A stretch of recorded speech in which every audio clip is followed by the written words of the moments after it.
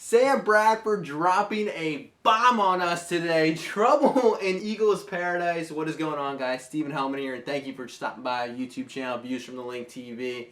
And Adam Schefter reporting that Sam Bradford is demanding a trade out of Philadelphia with all that has happened with the Eagles acquiring the #2 pick in the NFL draft.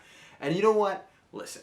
Sam Bradford, you got every right to be upset, and it's human nature to be upset. But, dude, what leg do you have to stand on, man? Well, when have you proven that you can be a franchise quarterback in the NFL? And the NFL is a business. Teams have to do what's best for them, and players are going to do what's best for them.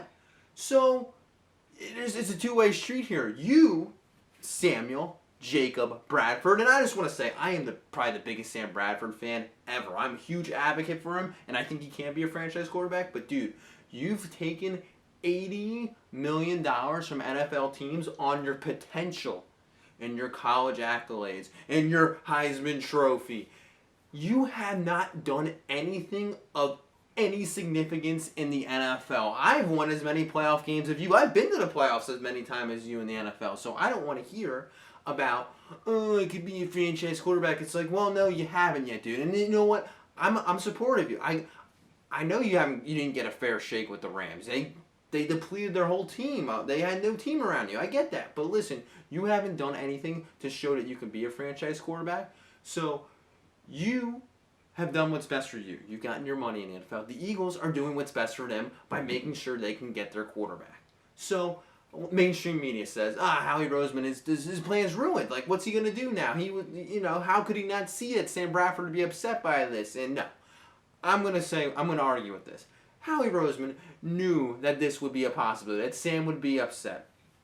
But if he trades Sam Bradford before he makes that deal with the Cleveland Browns, the Eagles have no leverage trading to that #2 pick. By having Sam Bradford on your team, you are saying to the NFL teams, yeah, we want to get a quarterback if we can get the top 2 in the NFL. But if we don't get a quarterback, yeah, we're fine because we have Sam. We'll be fine, right? And then with the 8th pick, we'll draft Ezekiel Elliott, and we got a good team. Which, you know what? I was fine with that. But if you trade Bradford before, you say to the NFL, we need to get a quarterback. We need that #2 pick. Cleveland is going to be willing to give you that #2 pick at a reasonable price. They are going to demand the farm for it because they know that you absolutely need to get Carson Wentz in this draft. By having Bradford on the team before you make the trade, you do not need to get Carson Wentz in this draft. So Howie Roseman took the risk and said, all right, I got my #2 pick. Now what?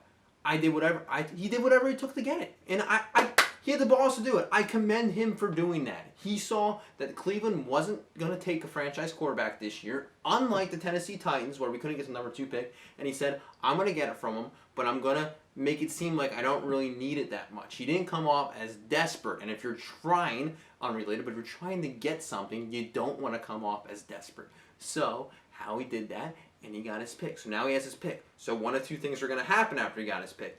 A, Sam Bradford was going to accept it, be happy, be positive, be like, yeah, I'm gonna go win some games, I'm gonna show everyone wrong. Or 2, demand the trade, which is the less ideal scenario, and whine about it. So he whined about it, and he's gonna demand the trade. But at the end of the day, Howie Roseman got his #2 pick, and he's getting Carson Wentz. So I think that's what we had to do. Yeah, I want Bradford to be here, but we had to get this #2 pick. So whatever we had to do to get it, that's ultimately, at the end of the day, your goal is to get Carson Wentz. I don't care how you do it, you get Carson Wentz because you think he's your guy. Anyway, moving forward, to Sam's point.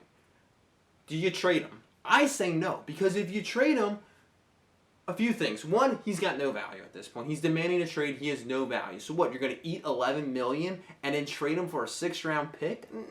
No, unless you're getting Tom Brady with that 6th-round pick, but that's not going to happen. So you don't trade him because what's going to happen? You think Sam Bradford's going to sit out? You think he's going to sit out this year? Yeah, right. The guy, not even the $22 million. Listen, we could find him to that. But if he sits out, he doesn't get to prove that he's an NFL franchise quarterback. If he sits out, he's not going to get traded. Why would you trade him to you? Because you're going to get nothing for him. This guy wants to prove he can be a franchise quarterback in the NFL, and he can't do that if he's not even playing in the games. The guy, Howie Roseman, knows that Sam isn't going to sit out. unless he gets blown away by some sort of offer, which is probably not going to happen now, why would you trade him? You make him play. You suck it up. He signed a deal. And you know what? It's an unfavorable situation for him. I get that. But, dude, you got to prove that you can be an NFL quarterback. And there's other guys that would be killing to have your situation right now. You have the starting job at an NFL team for a year, and you're going to get $22 million. So I'm having a really hard time feeling bad for it. And I get it. You don't want to go out here and die for this team and get hurt and your career be over. But you know what? I don't know if the word squandered, because I felt like you didn't have a fair shake with the Rams. But, buddy, you had your chance. You had your chance with the Rams to prove you're an NFL quarterback. You didn't have the best situation. You weren't given a good situation. And I've supported you and said, listen, you didn't have a fair shake with the Rams, but the reality situation is you haven't shown up. You haven't shown you can be an NFL quarterback. Well, you can't be an NFL quarterback because you're in the NFL, but you haven't shown that you can be a franchise quarterback. So, dude, you got to suck it up. And you got to play this one out, man. And you know what? The competition should bring out the best in you. And I know you're going to be upset, but we're not trading you. Howie Roseman, I don't think he's going to trade you unless he gets blown away. You're part of the plan, because if we roll Chase Daniels out week 1, by week 5, our offense is going to look terrible. We're going to be 1-3. And what? You're going to have Chase Daniel there, who you know is not a franchise quarterback? No, fans are going to get fed up. It's like, let's put Wentz in. Let's see what he can do. If you had Bradford there, you're winning games, and Bradford could still be your guy. By having Bradford, you have 2 shots at a franchise quarterback. What if Bradford balls out this year? Then you get to keep him for another year. It's a win-win by keeping Bradford. Yeah, he's going to be negative. At the end of the day, he's not going to sit out because he wants to play football. So you keep him, and you see what happens. And also, Carson Wentz, there's no guarantee that this guy is going to be an NFL superstar. Everyone just assuming that he's going to be great. With Bradford, you have 2 shots at an NFL at a franchise quarterback here. You have 2 shots at it. So obviously they're going to bring Wentz in. And listen, it's the right move getting Wentz. I'm not saying he can't be, but there's no guarantee that he is. I love keeping Bradford. I don't care if he complains. And I'm going to leave it with this. If Bradford being a cancer in the locker room is a big deal, it's not. Because we're not winning the Super Bowl next year. That's not going to happen. Bradford's pouting and poor attitude is not going to be a cancer in the locker room that's going to hold us back to such a significant level where we can't win a Super Bowl. We're not winning a Super Bowl this year. So let's just move forward. Let's build forward. Let's have a good run with this team. 9-7, 10-6, get a playoff win, suck it up, earn your trade, get out of Philly.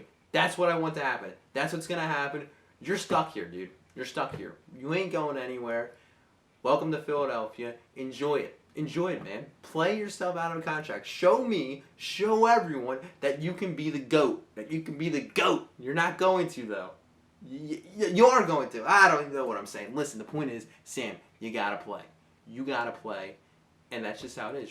It's a business, man. It's a business. You got the short end of the deal. For once in your perfect life before you tore your ACL, things haven't gone your way. That's life, though. You can't always get what you want. I know you're an NFL superstar and you feel that you can't be held to standards, but the reality situation is in life, you don't always get what you want. So you just got to make the best of this, buddy. Sammy Sleeves, I'll be cheering for you. Week 1, mark it down.